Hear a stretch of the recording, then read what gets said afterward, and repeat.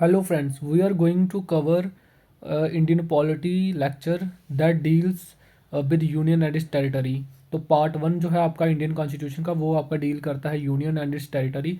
इसमें आपका आर्टिकल आता है 1 से लेके आर्टिकल 4 तक। तो सबसे पहले हम टेरिटरी ऑफ इंडिया के बारे में जान लेते हैं। आखिर टेरिटरी ऑफ इंडिया में कौन कौन सी टाइप की टेरिटरी होती है। 3 तरह की टेरिटरी होती है आपकी इंडिया में। एक फर्स्ट टाइप की टेरिटरी है टेरिटरी ऑफ स्टेट्स, जो स्टेट की टेरिटरी होती है that is union of India की।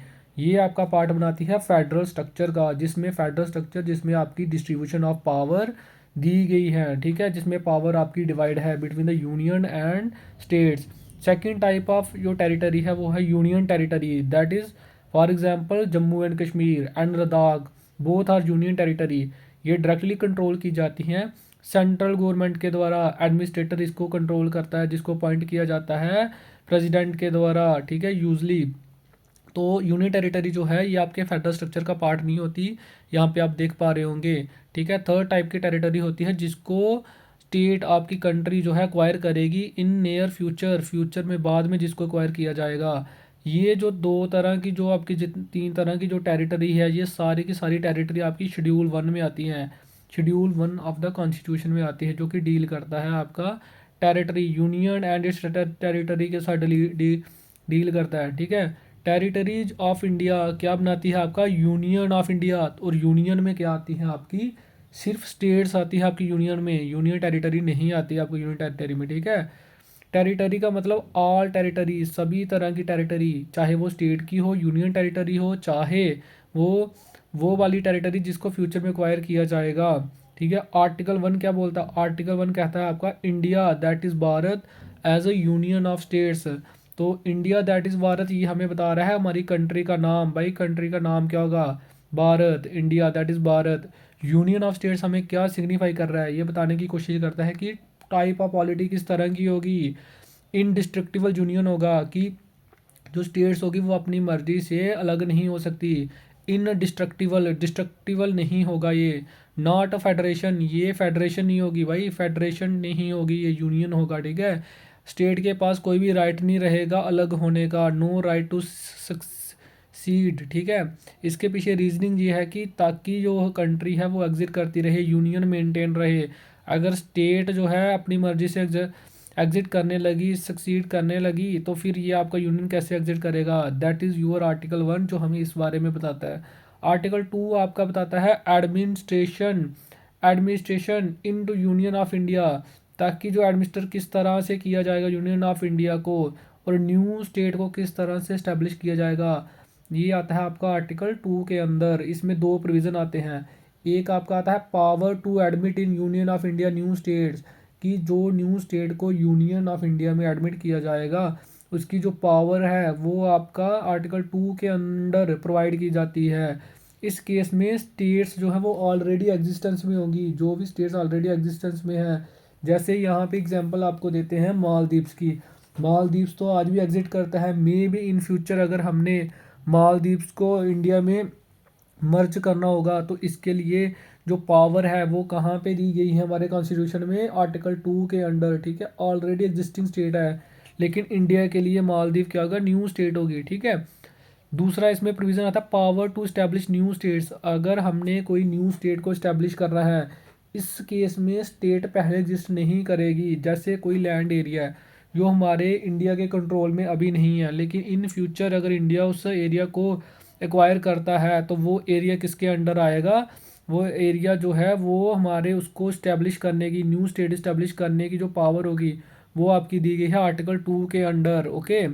तो आर्टिकल 3 देखो आपका क्या बोलता है। आर्टिकल 3 आपका कहता है कि जितनी भी एग्जिस्टिंग स्टेट होगी, ठीक है, जो भी हमारे इंडिया में 28 जो स्टेट्स हैं जो एग्जिस्ट कर रही हैं, अगर उनके साथ हमने कोई इंटरनल एडजस्टमेंट करनी है तो वो इंटरनल एडजस्टमेंट कि जो प्रोविज़न होंगे वो किस में आएगा, आर्टिकल 3 में आएगा। जैसे अगर हमने कोई न्यू स्टेट बनानी है, फॉर्म न्यू स्टेट, जहाँ हमने एरिया को, स्टेट के एरिया को इंक्रीज या डिक्रीज़ करना है। फॉर एग्जांपल कोई भी अगर इंडिया की आप स्टेट ले लो, फॉर एग्जांपल आप तेलंगाना ले लो, अगर हमने तेलंगाना के एरिया को इंक्रीज या डिक्रीज़ करना होगा तो वो किसके अंडर आएगा, आर्टिकल 3 के अंडर। अगर हमने किसी स्टेट की बाउंड्री को अगर हमने चेंज करना है, अल्टर करना है, तो वो भी किसके अंडर आएगा, आर्टिकल 3 के अंडर, ठीक है।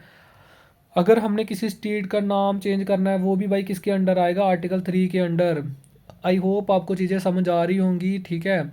अगर कहीं से डाउट होता है तो आप कमेंट सेक्शन में पूछ सकते हैं हमारे साथ, ठीक है। Allows for redrawal of map, article 3 हमें क्या अलो करता है, ये हमें अलो करता है रीड्रॉल। अगर हमने मैप को, इंडिया के मैप को रीड्रा करना है फिर से, तो वो प्रोविज़न पावर जो है वो कौन, हमें कौन सा आर्टिकल अलो करेगा, आर्टिकल 3। ये सारी की सारी चीज़ें आपकी आर्टिकल 3 में आती हैं, ठीक है।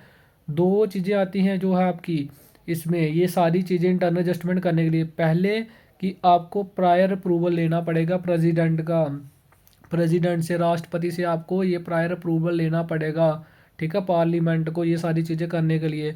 फिर प्रेसिडेंट क्या करेगा, वो अप्रूवल सेंड करेगा स्टेट को, ठीक है, फर्स्ट स्टांस में करेगा। फर्दर चेंज के लिए कोई ज़रूरत नहीं होगी प्रेसिडेंट को अप्रूवल सेंड करने की स्टेट को।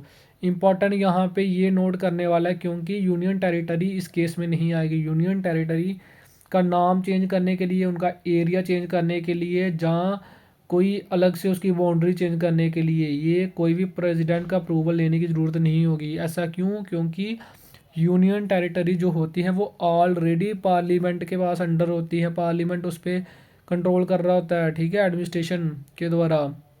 ये आता है आपका आर्टिकल 3 के अंडर। तो भाई हमने ऑनलाइन जो बैच है आपका Jammu and Kashmir police constable की, जो 4000 के करीब करीब आपकी वैकेंसी आ रही है, वो हमने क्लासेस उसकी स्टार्ट कर दी है। अगर आप में से कोई भी उस बैच को ज्वाइन करना चाहता है, हमारी ऑनलाइन क्लासेस अटेंड करना चाहता है, तो भाई हमारे साथ आप जुड़ सकते हो। लिंक आपको डिस्क्रिप्शन में दे दिया जाएगा, वहाँ से आप हमारे प्राइवेट जो व्हाट्सएप ग्रुप है वहाँ पे ज्वाइन कर दो। वहाँ पे आपको डेली लाइव क्लासेस मिलती है, इसकी पीडीएफ भी आपको, नोट्स वहाँ पे प्रोवाइड किए जाते हैं। साथ में हमारा एक टेलीग्राम ग्रुप है, वहाँ पे आपके डेली क्विज टेस्ट होते हैं, एमसीक्यू, जो भी हम टॉपिक कवर करते हैं उसके वहाँ पे आपको एमसीक्यू प्रोवाइड किए जाएंगे, वो सारी चीज़ें होंगी, ठीक है। वेरियस सोशल मीडिया हैंडल है, वहाँ पे आप हमें फॉलो कर सकते हैं इसी तरह के कंटेंट के लिए। देखो आर्टिकल 3 हमने पढ़ लिया, उसके बाद आर्टिकल 4 क्या कहता है, आर्टिकल 4 कहता है कि जितने भी लॉज, जितने भी कानून और आपके एक्ट बनाए जाएंगे आर्टिकल 2 और आर्टिकल 3 के लिए, उसको amendment of the constitution consider नहीं किया जाएगा। उसको संशोधन, जो हम कॉन्स्टिट्यूशन में संशोधन करते हैं, वो कंसीडर नहीं किया जाएगा। आर्टिकल 2 और आर्टिकल 3 को जितने, इनको इम्प्लीमेंट करने, इनके लिए जितने भी एक्ट बनाए जाएंगे वो पूरे के पूरे, सारे के सारे ऑर्डनरी लेजिस्लेशन के जरिए ही होंगे। ये चीज़ें आई होप आपको समझ आ गई होंगी, ठीक है। मेजर जजमेंट जो आपके इसके रिलेटेड आई थी वो आई थी seeding of the Indian territory, Barbari union case 1960 में हुआ था। इसमें ये जजमेंट आई थी कि अगर हमने किसी भी इंडियन टेरिटरी को सीड करना है तो वो कैसे होगा, वो आपका होगा अमेंडमेंट ऑफ द कॉन्स्टिट्यूशन से, आर्टिकल 368 इसके लिए यूज़ किया जाएगा। ये आपकी जजमेंट आई थी आपकी बर्बरी यूनियन केस में। Boundary dispute settlement with other nation, इसको कैसे, अगर किसी देश के साथ हमारे बाउंड्री डिस्प्यूट है तो उसको कैसे किया जाएगा, इसको कैसे रिजॉल्व किया जाएगा, ये किया जाएगा आपका एग्जेक्टिव एक्शन के द्वारा, एग्जीक्यूटिव एक्शन के द्वारा। Government order can do the same, government का ऑर्डर भी सेम चीज़ को कर सकता है, एक लॉ को पास करके। आपके लिए जो एग्जांपल है वो आप करंट में जो चल रही है वो है चाइना के साथ जो बाउंड्री डिस्प्यूट है इंडिया का, तो उसके लिए इंडिया क्या कर रहा है, उसके लिए एग्जीक्यूटिव एक्शन से उसको रिजॉल्व किया जाएगा, ठीक है।